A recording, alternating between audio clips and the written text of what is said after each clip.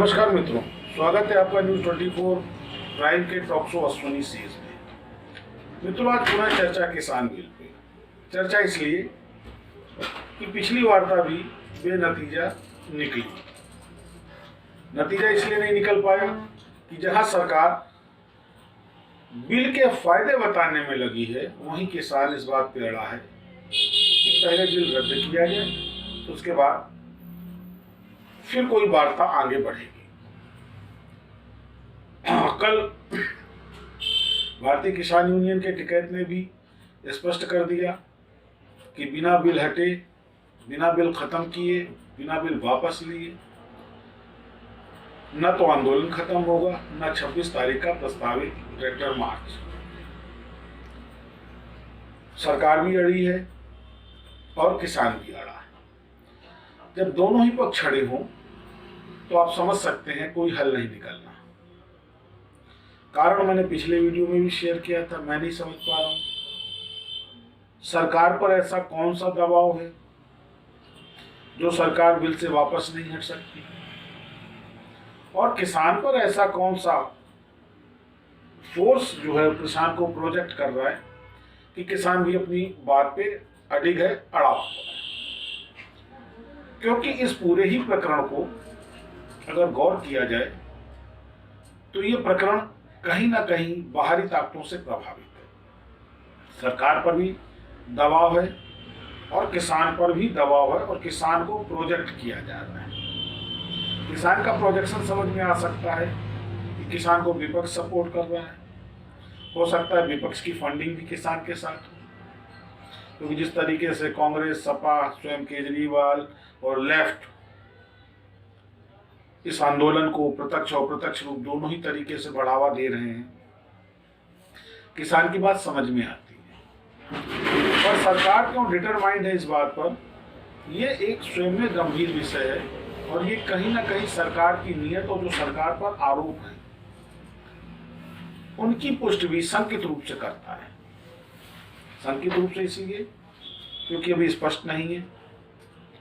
जिस तरीके से सोशल मीडिया पे ट्रॉल हो रहा है कि बिल से पूर्व ही मल्टीनेशनल्स और जो इंडिया बिग कॉरपोरेट्स हैं उन्होंने अपने वेयर हाउसेस ले लिए, बना लिए, उन्होंने फूड पैकेजिंग के लिए इंतज़ाम कर लिया, तो कहीं ना कहीं कोई ना कोई कनाइवेंस, कोई ना कोई मिलीभगत चल रही है सरकार और कॉरपोरेट्स के बीच में, एमएनसीज के बीच में। और इस पूरे मुद्दे में एक बड़ी स्पष्ट बात समझ आती है, और वो ये बात समझ में आती है कि इसका शिकार कहीं ना कहीं मध्यम वर्ग होगा।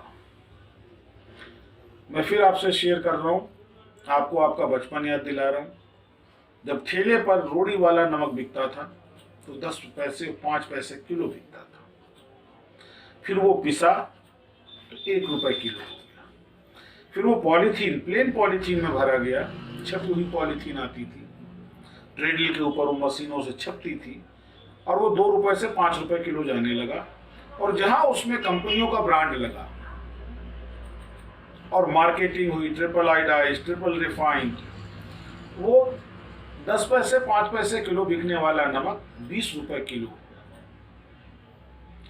वर्तमान में आटे की जो स्थिति है, जिस तरीके से किसी भी ब्रांड का आटा ले लें, जो सो कॉल्ड ब्रांड्स इस समय मार्केट में फ्लैश कर रहे हैं, भाई पीसते तो गेहूं ही है, उगता तो खेत में गेहूं ही है, कोई नई चीज तो उग नहीं रही, कोई बायो ऑर्गेनिक प्रोडक्शन तो है नहीं जो ये माना जाए भाई विशेष तरीके से इसको उगाया जा रहा है। सीजन में ही गेहूं उगता है, आटा 40 रुपए 45 रुपए किलो जा रहा है। तो निसंदेह ये मान लीजिए कि किसान बिल लगने के बाद जहां इन बहुराष्ट्रीय कंपनियों ने और ये जो इंडिया के बिग बिजनेस टाइकून्स हैं, जहां इन्होंने इस गेहूं का भंडारण किया, तहां ये अपनी शर्तों पर आटा मार्केट करेंगे। और आज जो 26 और 28 रुपए किलो आटा सामान्य बाजार में उपलब्ध है, ये आटा किसी भी कीमत पे 35-40 रुपए से कम का नहीं होगा, और ये स्थिति बड़ी दुखद होगी। सरकार को इस पहलू को भी समझना चाहिए। वैसे भी महंगाई इस समय चरम पे है, महंगाई का इंडेक्स बढ़ रहा है, हर चीज अग्रोत्तर ऊंचे दामों की तरफ बढ़ रही है।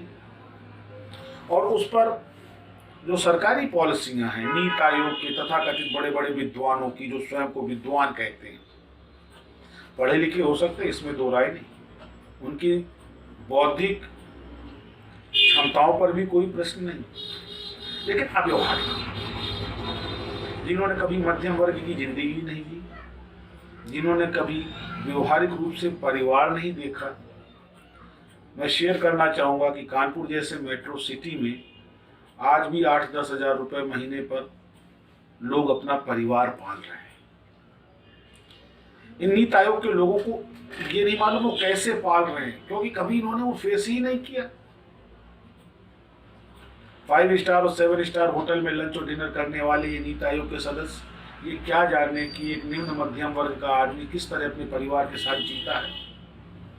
इन्होंने तो केवल सुख सुविधाओं का भोग किया है। और मैं निसंदेह इस बात पर पुनः जोर देता हूं कि भारत सरकार को यदि वो वास्तव में जन कल्याणकारी सोच रखती है तो इस विषय पे सोचना चाहिए कि किसान बिल के बाद जो महंगाई आएगी उसका कैसे सामना किया जाएगा। मैं जानता हूं भाजपा सरकार की शुरू से नीति रही है इससे लेना, उसको देना और बड़े को अपने साथ रखना। कई बार हमारे आदरणीय प्रधानमंत्री जी ने भी पूरी सफा गोई के साथ कहा मैं मध्यम वर्ग से दूंगा, गरीबों को दूंगा। तो भाई कारपोरेट से क्यों नहीं देंगे? आप कारपोरेट टैक्स लाखों करोड़ों की तादाद में माफत कर सकते हैं और आपने आज कमोबेश क्या स्थिति ला दी कि आज गैस सिलेंडर पे मात्र 5 रुपये 40 पैसे की सब्सिडी है और 2014 से अगर हम रेट कंपेयर करें तो 250 से 300 रुपये सिलेंडर में बढ़। सोचने वाली बात है कि आम आदमी की आय इसके सापेक्ष बढ़ी है। और एक सिलेंडर की बात क्यों करें? उत्तर प्रदेश का भ्रष्टतम विभाग है Uttar Pradesh power corporation limited, जो पूरे प्रदेश में बिजली देता है। योगी सरकार के 3.5 साल के रिजीम में 7 बार बिजली की दरों में वृद्धि हुई। हिंदुस्तान की सबसे महंगी बिजली यूपी में दी जा रही है। यही बिजली कहाँ से आ रही, क्यों कर ऐसा महंगा दिया जा रहा है और राज्य कैसे इसको अकोमोडेट कर रहे हैं? केजरीवाल को जाने दीजिए।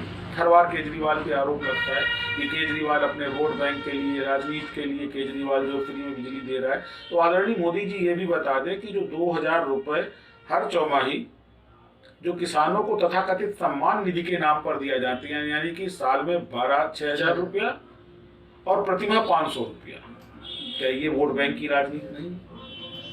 500 रुपये में सिलेंडर नहीं भरता है आदरणीय मोदी जी।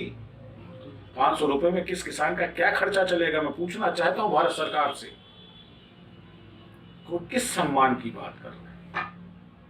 ये सम्मान निधि भी एक राजनीतिक प्रपंच है। और ये किसका पैसा आप दे रहे हैं? हिंदुस्तान के आम आदमी का टैक्सों के माध्यम से दिया गया पैसा। ये वो पैसा है जो वस्तुतः हमारे विकास के लिए, हमारी सुख सुविधा, हमारी सुरक्षा के लिए। और विकास क्या है? मैंने आपको बताया, महंगाई का विकास। सुरक्षा क्या है?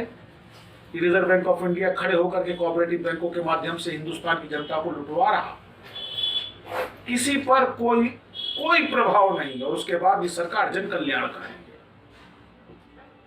बड़ी अच्छी बात है, हिंदुत्व की रक्षा होनी चाहिए निसंदेह। 74 सालों से, आजादी के 74 सालों से हिंदुओं को इग्नोर किया गया, पर क्या जीवन मूल्य के ऊपर हिंदुत्व प्रभावी होगा? ये एक गहन विचार का विषय, खास करके भाजपा के शीर्ष नेतृत्व पर।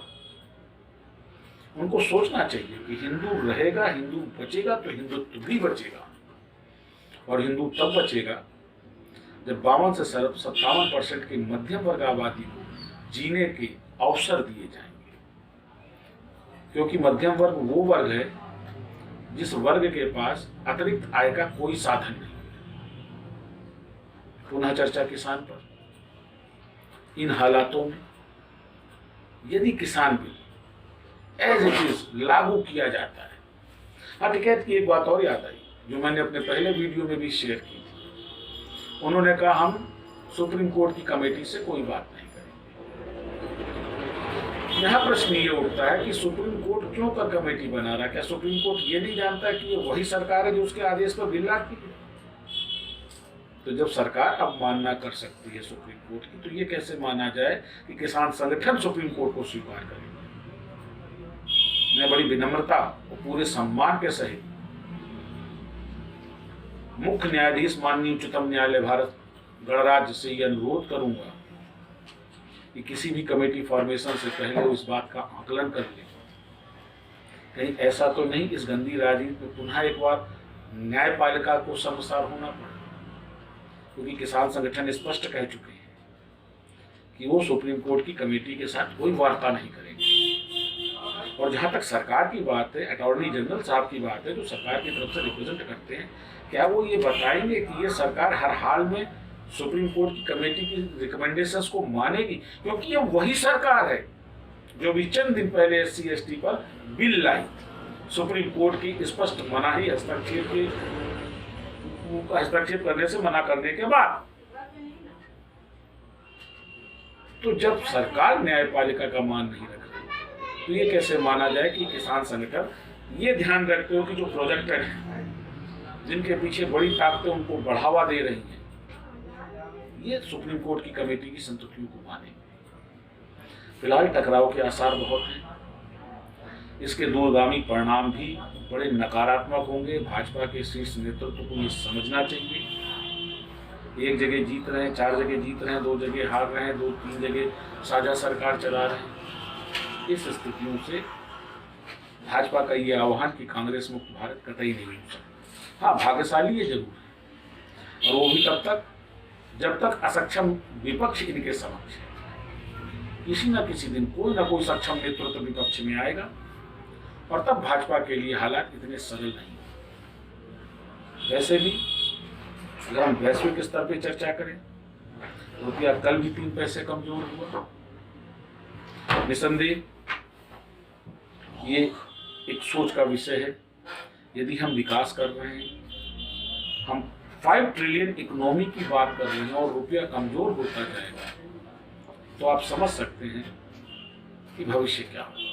हम आप बेबाक ऐसे इन सब विषयों पर चर्चा करते रहेंगे। आप अपना कमेंट लिखिए, हमारा चैनल सब्सक्राइब करिए और हमको लाइक करिए। नमस्कार।